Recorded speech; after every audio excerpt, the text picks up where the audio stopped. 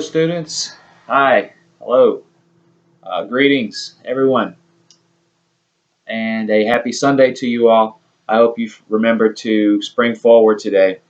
That goes into effect. So we lose an hour of sleep, but we gain an hour for more time to work on political science homework, right? Hello to everyone from my office here in Virginia Beach. This is Beach Geriatrics. This is where I do my clinical research at.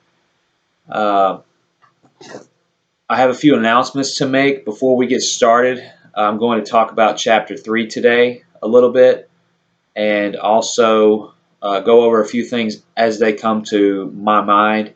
So just bear with me there. And I do apologize for the lighting in here if that is an issue for you. Um, we're working on that. I'm working on getting a better setup here where I can broadcast to you all and we can do video lectures and perhaps even video conferencing. That's an option as well.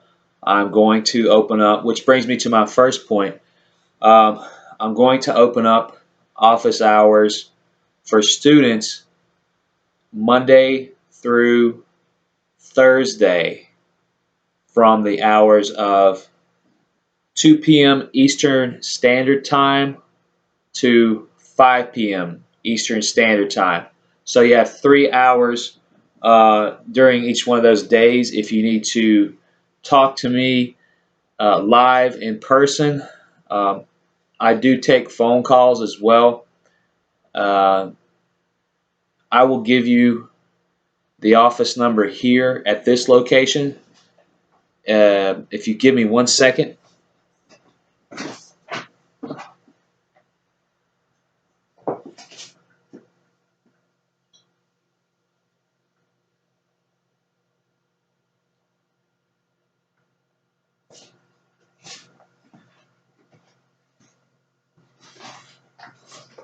Okay, that number is 757-333-0208.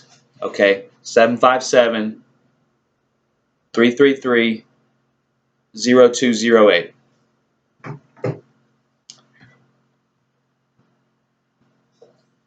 That is the office number here. I do apologize. It is a new office. I do not have the number memorized. I just moved in here Friday of last week. So good things are happening. With that being said, if you need me, contact me. I'll try to get back to you as soon as possible. Bear in mind that I do have other obligations and responsibilities going on at this time. But today I want to talk about Chapter 3 a bit. I hope you all enjoyed Chapters 1 and 2, which was on, um, principles of Americanism, being an American, American ideas, and also the Constitution. This week, week 2, we will also have a quiz on the Constitution. So I want you to be prepared for that. There will be a quiz on the Constitution asking you questions about the Constitution. And some things that we've read up to this point. So basically, just be familiar with chapters 1 and 2 and what you've read up until this point. And chapters also 3 and 4. But the majority of it will be from the Constitution. Okay? So be familiar with some of the basic fundamentals. Again, be familiar with the Bill of Rights. Okay? Specific questions would come from the Bill of Rights. Chapter 4 is on federalism. Basically, shared power between the states and the federal government. Okay? Some of the history behind federalism here in this country. Reasons why initial attempts at a government did not work. Okay? You need to know the difference between a unitary system a confederal system, and a federal system as well. So those are some differences there. Also, how the Constitution applies to each one of these things as we go along, and we discuss those different perspectives, if you will. Fiscal federalism is something you also want to be familiar with, as well as how the institutions of government operate with each other, the presidency, the Congress, and the court system. So again, you see a lot of things developing as we go along together, as we build on our knowledge base, and you'll notice some patterns and themes throughout the book, which you should be noticing already.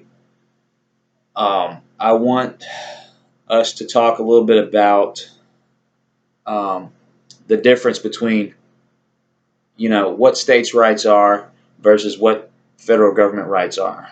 Okay, and who ultimately has the final say? Well, we know that the federal government ultimately has the final say.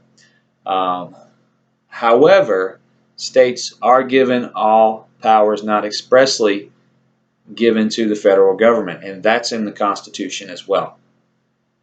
So you want to be familiar with that, those things. A unitary system, if you put this all on a paradigm or on a scale, you would have a unitary system on one end, and a dual federalist system on the other. Okay, or shared power on the other. So you want to remember, we wanted to get away from a unitary system, which is like what the British had. What we were trying to originally get away from when we seceded from them initially and colonized the Americas. Now, that being said, we still have a lot of British procedures and laws. It's what's known as common law in our legal system today. So we'll talk a little bit more about that later. That's more of a legal standpoint, perspective, if you will, from the book. So we'll save that for your other law classes. But just be familiar with the difference that we have there between those things. Now,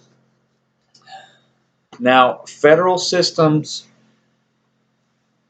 developed along with the country. Our federal system developed along with the country as laws had to be created and things had to be altered or maintained.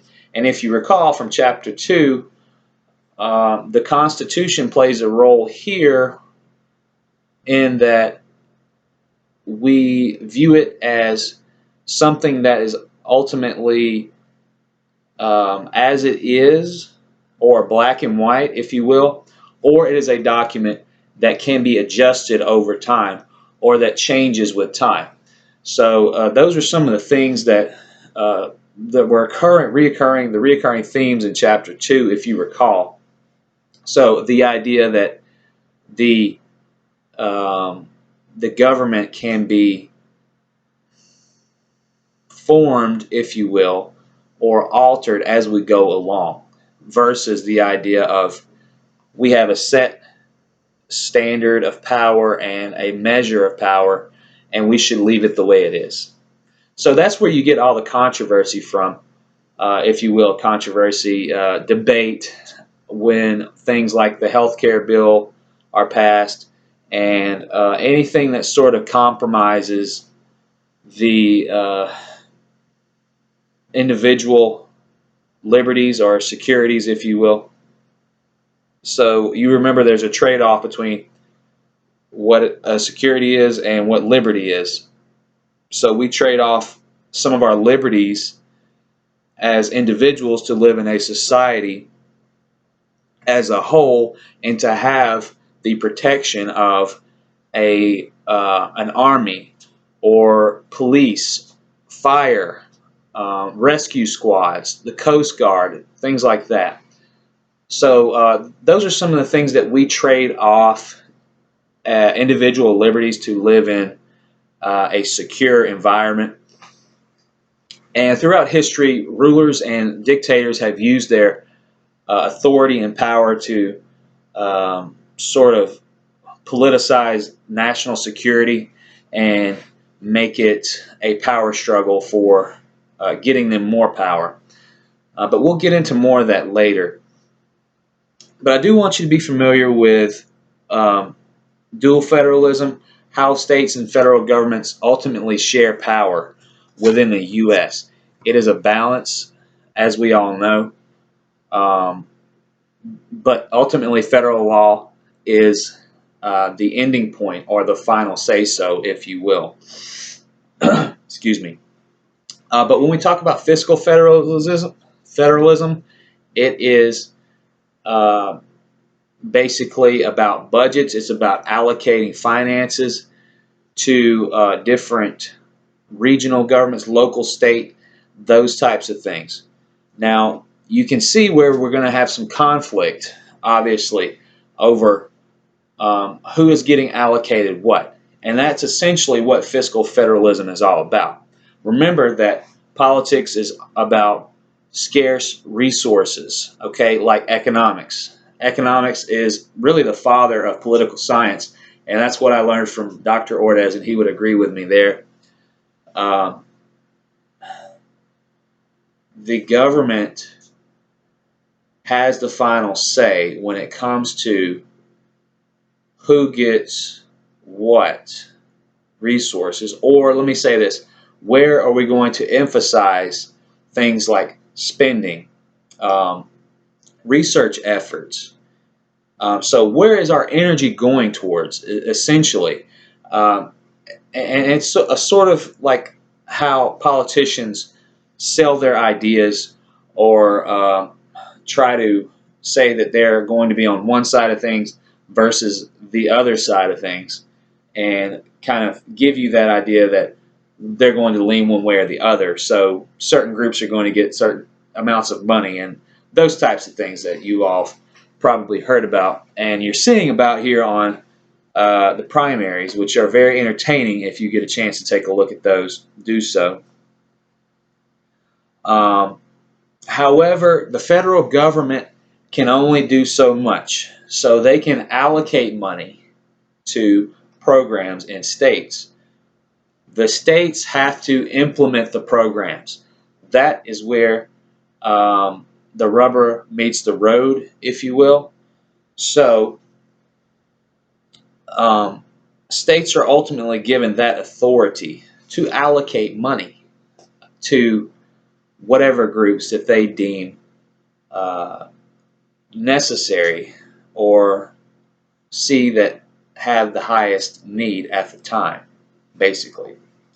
So what I'm talking about here is grants. All right, grants are given as an aid mechanism for programs to help some sort of social problem or social issue. Theoretically, that's what they're supposed to do.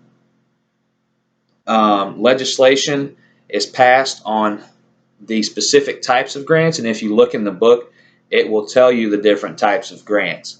You have your categorical grants, and then you have a block grant.